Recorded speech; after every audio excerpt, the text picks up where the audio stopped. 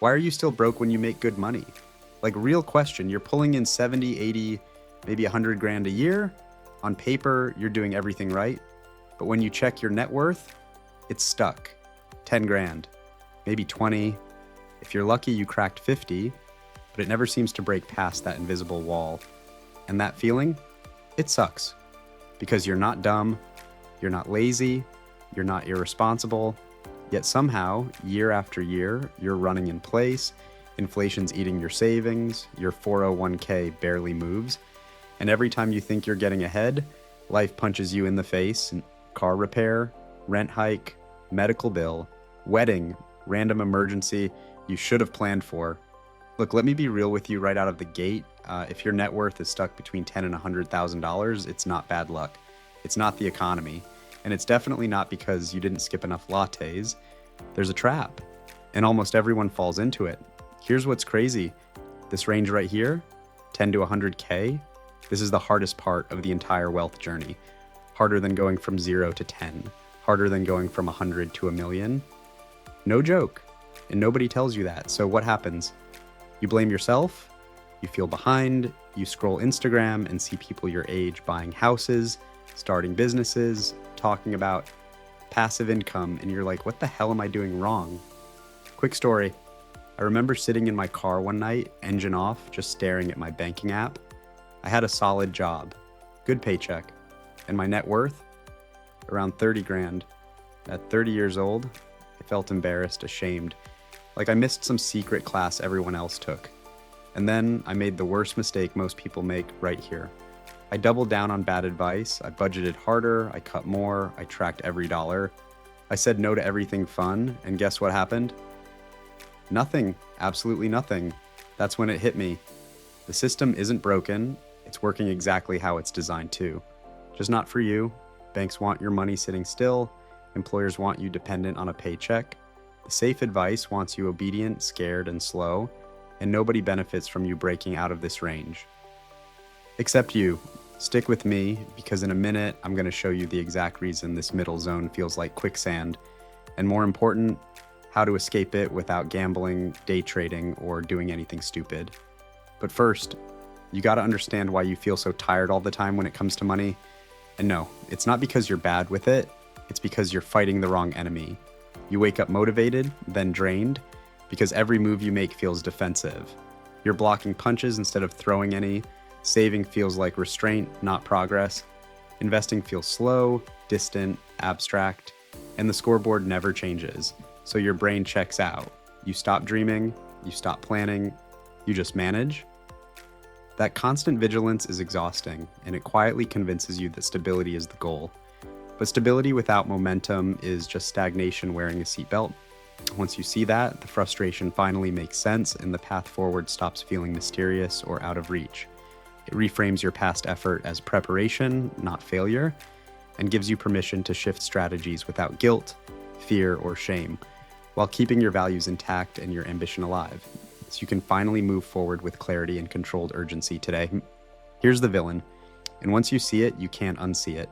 The villain is what I call comfortable broke. You make enough to survive, even enough to look successful, nice apartment, decent car, trips here and there, but not enough margin to actually build momentum.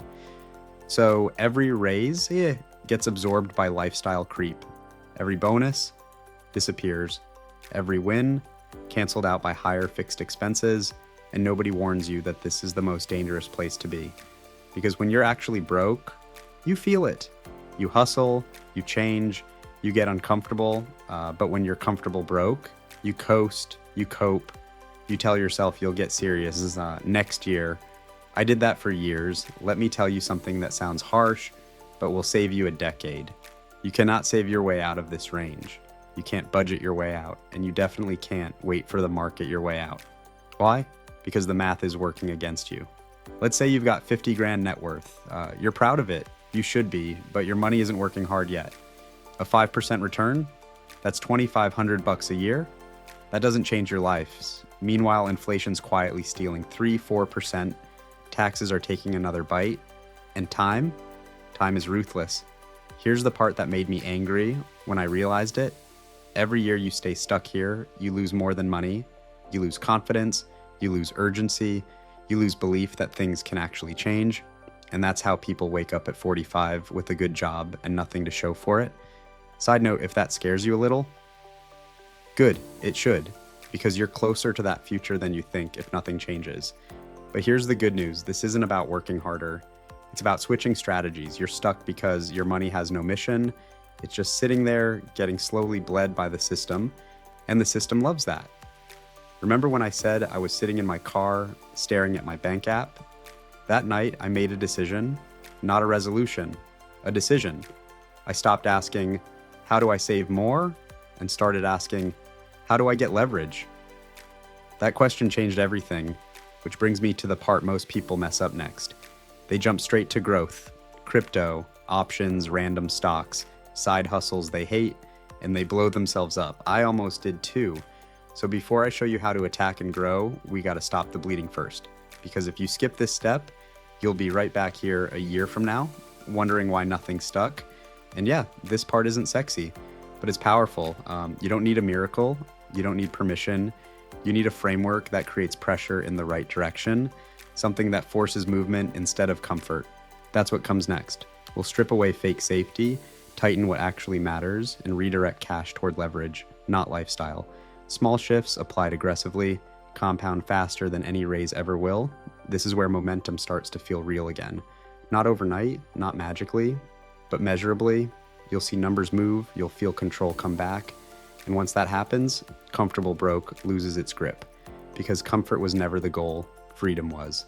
And it starts the moment you decide to stop playing defense and start playing to win. Even if it feels unfamiliar, awkward, and a little scary at first, that discomfort is the signal you're finally moving forward instead of standing still with intention and purpose intact fully. Mission 1 is simple. Stop the bleeding, and you can do this in the next 24 hours. This is where most people roll their eyes and say, I already did that. No, you didn't. Not like this. I'm not talking about cutting Netflix. I'm talking about killing the stuff that keeps resetting you to zero. Debt with interest over 6%, random subscriptions you forgot about, a car payment that eats 15% of your take-home pay, stuff that silently taxes your future every single month. Real talk. If your money's leaking, growth won't save you. It just hides the problem longer. When I finally listed everything out, I realized something painful. I wasn't broke because I didn't make enough. I was broke because my fixed costs were choking me. Once I cleaned that up, something wild happened. I had breathing room, margin, power. That leads straight into mission 2, build the foundation. This is the 30 to 90 day window where everything changes if you do it right. You need 3 things: cash buffer, clean structure, automatic investing.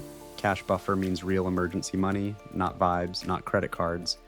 Actual cash that lets you sleep at night, because fear makes people do dumb things with money. Clean structure means simple accounts with clear jobs. One for spending, one for saving, one for investing. No chaos, no confusion. And automatic investing, that's the key. Because willpower is trash. Automation wins. Start small if you have to. 500 a month, 1,000 if you can, but it has to be consistent. Here's where people get impatient. They don't see fireworks right away. So they quit. Big mistake, because this foundation isn't about fast wins, it's about setting the stage for the real move. Mission 3 is where we attack and grow. This is where you start using leverage, skills, income expansion, smart investing, stuff that actually moves the needle. For me, it was increasing my income first, not grinding nonstop, but stacking skills that paid more per hour, negotiating harder, saying no to being underpaid. Then I invested with intention, not random picks. Broad market, real assets, long-term plays that compound. And this is where the net worth curve finally bends. The jump from 50 to 100 feels slow. Then something clicks, 150, 200. And suddenly, money starts moving faster than you do. But only if you did the earlier missions right, which brings us to the best part. The future you're actually fighting for. This is the point where you stop chasing someone else's version of success and start defining your own. Not flashy, not loud, just solid, intentional progress that compounds quietly in the background. You stop panicking about every headline, you stop comparing timelines, You stop feeling like you're one mistake away from ruin. Instead, you're building something durable, something that can take a hit and keep moving. That's the real flex: peace, optionality, the ability to make decisions without fear running the show. That's what all three missions are really about. Not money for money's sake, but control. Control over your time, your choices, your future. And once you taste that, you'll realize this grind wasn't punishment, it was preparation. You're closer than you think, closer than you've been led to believe. Nothing here requires luck or genius. Just clarity, patience, and the willingness to move differently than the crowd. Do that, and the next chapter of your financial life finally starts to look the way you hoped it would. And for the first time, forward motion feels inevitable, steady, and fully earned. Picture this for a second. You check your net worth and it's not stressful anymore. It's exciting. You're past that 100K mark, way past it. Your money's working even when you're not. Market swings don't freak you out. An unexpected bill doesn't ruin your week. You're not saying yes to stuff out of fear anymore. You're choosing. That's the real win. Not the number, the control. This is what nobody tells you. The jump out of this range isn't about becoming a finance nerd. It's about momentum. Once momentum kicks in, everything feels different. You stop feeling behind, you stop comparing, you stop panicking. And here's the wild part. The habits that get you from 10 to 100, they're not the same ones that get you to 1 million. That's why people get stuck. They never switch gears. I want you to hear this clearly. There's nothing wrong with you. You're not late. You're not broken. You're just fighting with the wrong weapons. The system wants you tired, distracted, and comfortable enough to not rebel. But you don't have to play that game. You can change this. Not someday, now, but only if you act. So here's what I want you to do before this video ends. Not later, not tomorrow. Right now, write down your net worth, one number, be honest, then write down the one thing bleeding you the most every month. Just one. That's your first target, because once you take control of that, the rest starts to fall into place. And listen, I'm in your corner. I've been where you are. I know how heavy this feels, and I promise you, breaking out of this range is possible. I'm living proof. If you're ready to stop being stuck, stick with me, subscribe, because the next videos go deeper, exact moves, real numbers, no fluff. And drop a comment that says, I'm done being stuck. Because this is the moment things change. This moment matters more than you realize. Not because it's dramatic, but because it's honest. This is where awareness turns into action. Most people never pause long enough to see the pattern they're trapped in. You just did. That alone puts you ahead, even if it doesn't feel like it yet. Progress rarely announces itself. It shows up quietly, disguised as a small decision you almost didn't make. You don't need to overhaul your life tonight. You don't need a spreadsheet, masterpiece, or a 10-year forecast.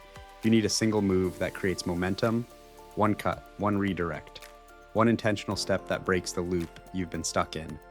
Momentum doesn't come from motivation, it comes from proof, and proof comes from action.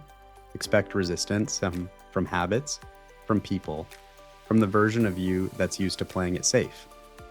That's normal. Growth always feels like friction before it feels like freedom. The key is not to stop when it feels uncomfortable. That discomfort is information. It's telling you you're finally pushing against the right thing. Stay focused on control, not comparison. Control compounds. Control stacks. Control gives you options when life throws the next punch, because it always does. And when that happens, you won't spiral, you'll respond. This isn't about perfection. It's about direction, forward, deliberate, yours. Keep going, don't disappear. The next step is closer than you think, and you're already moving. Stay present with this feeling. Let it sharpen you, not scare you. This is how change actually begins. Quietly, deliberately, and with you choosing to move anyway, even when no one else is watching yet today.